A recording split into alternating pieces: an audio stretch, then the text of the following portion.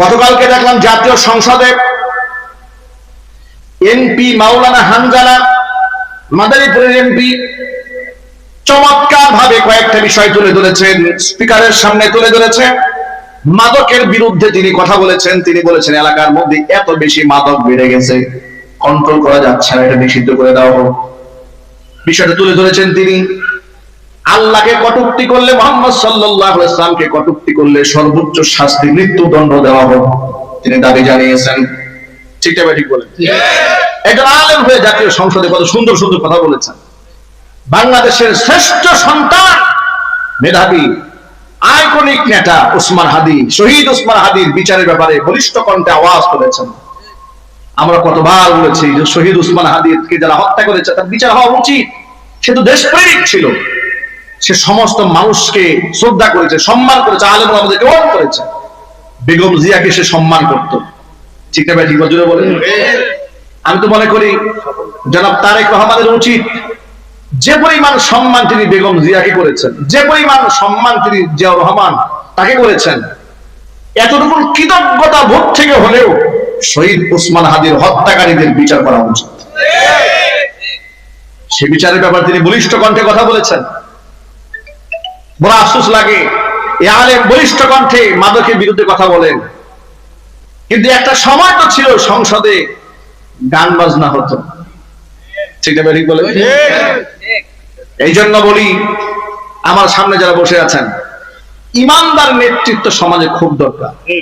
নামাজি নেতৃত্ব যদি সমাজে না আসে, আমাদের বাংলাদেশের বর্তমান কাইকুবাদ সাহেব ধর্মমন্ত্রী, তার একটা কথা আমার প্রায় সময় আমি বলি, তিনি দেখলাম সাংবাদিকদেরকে বলতেছেন যে আল্লাহর আইন মানার আগ পর্যন্ত যদি শান্তি আসবে না। এর চেয়ে সত্য কথা আর কিছু হতে পারে না। দেশের আইন যত আল্লাহর আইন দিয়ে করা না হবে ততদিন পর্যন্ত এই দেশে শান্তি আসতে পারে না। কথা বলতে হবে, ঠিক কিনা বলেন?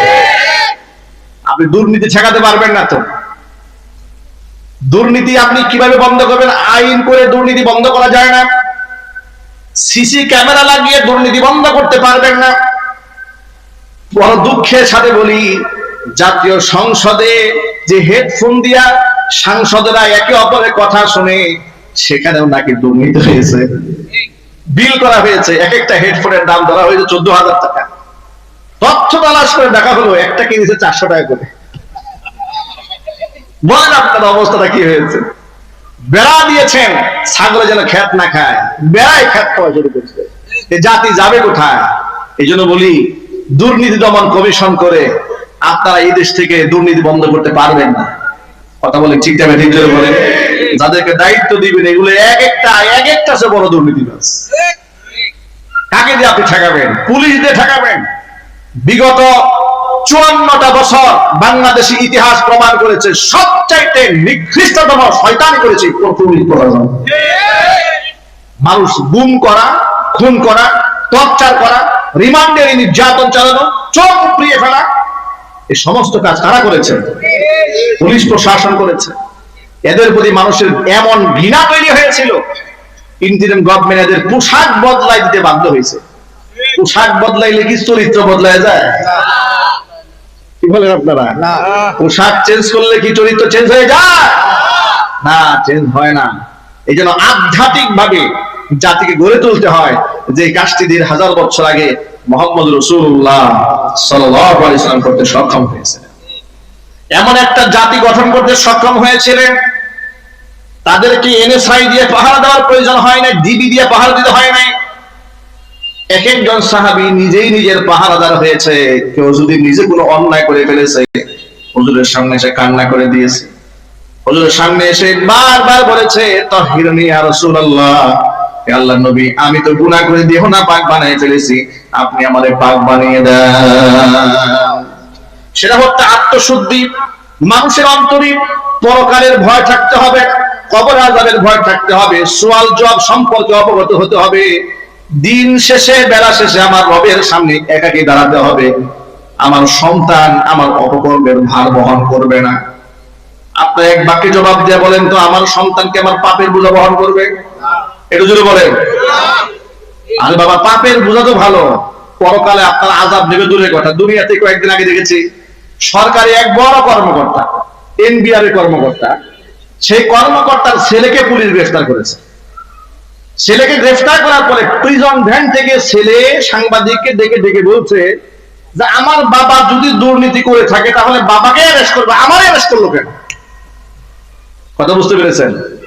কথা বুঝেন নাই মনে হয়। ছেলে প্রিজন ভ্যান থেকে বাবার দুর্নীতির দায় ছেলে নেবে না। ছেলে বলছে যে আমার বাবা যদি দুর্নীতি করে থাকে সে দায়িত্ব তার, পুলিশ প্রশাসন আমারে গ্রেফতার করলো কেন? আমার বাবারে গ্রেফতার করুক। ভাইরা, যারা দুর্নীতি করেন, যারা সুদ খান, ঘুষ খান, যারা ফাইল আটকায় টাকা নেন, একটু সবক গ্রহণ করেন এখান থেকে। সামান্যতম পুলিশ প্রশাসন গ্রেফতার করেছে, এতেই সন্তান আপনার দায়ভার নেবে না। কিয়ামতের ময়দানে জাহান্নামের আগুনের দায়ভার আপনার সন্তান কি করে নেবে? আপনার স্ত্রী কি করে নেবে জাহান্নামের আগুনের দায়ভার? আপনি সামান্য একজন আশরাফুল মাখলুকাত, ছোট্ট একটা মানুষ, আদম সন্তান, আপনার এত লোভ, এত লালসা, আপনি হাজার কোটি টাকার মালিক হতে হয় আপনাকে, শত কোটি টাকার মালিক হতে হয় আপনাকে। আপনি যা ইনকাম করেছেন আপনার 14 গোষ্ঠী খেয়ে শেষ করতে পারবেন। ঠিক না? বলেন। গত সরকার আমলে শুনেছি 28 লক্ষ কোটি টাকা দেশ থেকে বিদেশ পাচার হয়ে গেছে। 28 লক্ষ কোটি টাকা। কল্পনা করা যায়? আমরা নাকি গরিব দেশের মানুষ।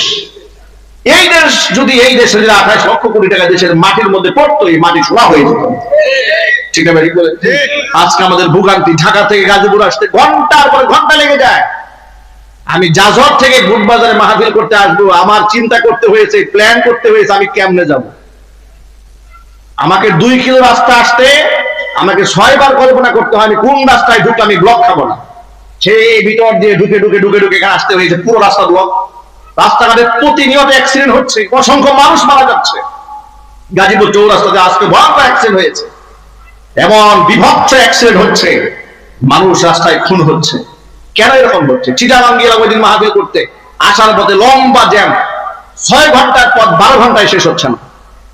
মানুষের জীবনের মূল্যবান সময় চলে যাচ্ছে, ব্রেন ড্যামেজ হয়ে যাচ্ছে, হায়াত কমে যাচ্ছে, তার লাশ নষ্ট হয়ে যাচ্ছে, ফুসফুস নষ্ট হয়ে যাচ্ছে, জীবনটা শেষ হয়ে যাচ্ছে রাস্তাঘাটে। এই অনিয়ম, এই জাতিকে কি করে আপনি সারাবেন কলিজার মধ্যে আল্লাহর ভয় না থাকলে? কথা ঠিক না? এই জন্য বলেন। আমার প্রিয় বন্ধুগণের জন্য বলি, 1500 বছর আগে বিশ্বনবী মুহাম্মদ রাসূলুল্লাহ সাল্লাল্লাহু আলাইহি ওয়াসাল্লাম যে পদক্ষেপ গ্রহণ করেছিলেন, মানুষকে আধ্যাত্মিকভাবে পবিত্র যদি না বানানো যায় তাহলে এই মানুষগুলোকে ভালো বানানো যাবে না।